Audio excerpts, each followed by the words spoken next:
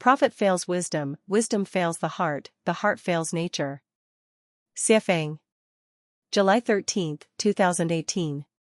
Translated by Qingyu and edited by Peter. The short human life is full of ups and downs, mixed with joy and sorrow. The human life is like a bubble, full of uncertain separations and reunions and thousands of regrets. Before reaching the end of its life, your body and soul collapse and you are overwhelmed by grief. Without understanding what is going on, you sink into the sea of suffering and the cycle of reincarnation. What is so powerful that it makes our life scene a blooming bleak and tears down the less? The answer is, prophet, wisdom, and the heart. Prophet fails wisdom. Looking through the historical scrolls of images, the word prophet has overwhelmed so many heroes and charming people. Waves of tragedy, waves of regret, like windswept clouds rolling, the irrational prophet seeking people go down the riverbed of human history, which makes these people deeply sigh with sadness. Prophet, whether it is for the benefit of power, wealth, or fame, as long as you pursue it, you will lose your rationality and reason. In the end, you will bury your kinship, friendship, good years, and even your bright future as well as your precious lives in the bottomless abyss of profit and desire. Just look at people who are running for profit, they focus only on profit, and they are desperate for profit, and few of their lives do not end in tragedy. Profits, which are obtained by serving others, are good, profits, which are obtained by merit, are complete. The rest are all disasters. Wisdom fails the heart. The heart is like a mirror, and the mirror can observe the cause and effect of things in the world, which makes one's mind pure, consciousness clear, and spirit energetic. If the mirror is covered with dust, one cannot see clearly, and cannot see through the truth of things. As a result, people will be confused, often making wrong judgments and having bad behavior. When a person is knowledgeable, intelligent, arrogant, and pretentious, their heart is muddled. Just look at the people who write books and make statements, those who teach scriptures, those who write long speeches, and those who sell morals and ethics, they are all people with high intelligence.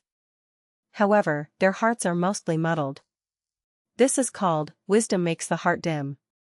Believing and following the preaching and guidance of these dim-hearted people is like walking toward the desert and death. The heart fails people's nature. The heart is born for all things and all phenomena. Without the boundless universe, there would be no heart. When this phenomenon occurs, the mind will be born. When this phenomenon disappears, the mind will die. The mind changes with the condition. There are very few people who can change the condition with their heart. People have many things on their mind, and their hearts have many knots. The mind is a mirror, which only reflects objective reality. The mind is not the objective reality itself. Therefore, the mind is not reliable.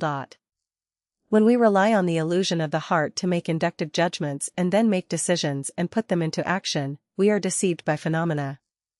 Our hearts are constantly changing. If we know each other, we will intuitively understand each other, and we are very much in love, but if two hearts are apart, we are seemingly in harmony but in fact at variance and we become strange bedfellows. Can we rely on our hearts? Who can be sure that his heart will never change?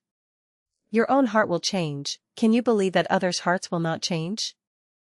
What can be relied on is a person's nature. It's easy to change rivers and mountains but hard to change a person's nature. Nature is the original appearance of things. The Patriarch Bodhidharma clearly stated in his Bloodstream sermon that, if you want to find Buddha, you must perceive nature. Without the perception of nature, it's no use reciting Buddhist scriptures, fasting and keeping precepts. Without the perception of nature, even those who can explain the creed of the 12 classics can only say demonic words. If you have perceived nature, you don't need to read the Buddhist scriptures and chant the name of Buddha. It's no use learning much since it will dim your spiritual consciousness. Overlooking the world, it's crowded with people and vehicles, feasting and revelry, hustling and bustling and jostling each other. These are all illusions. When we were alive, we felt that everything was true, and when we died, everything fell into silence. Isn't it a tragedy to live a whole life, be busy for a whole life, but return to emptiness? Not knowing where you came from and where you are going. Isn't it a tragedy? The Buddha Shakyamuni has already stated clearly, all active dharma are like dreams, illusions, bubbles, and shadows, like dew and lightning, thusly should you meditate upon them.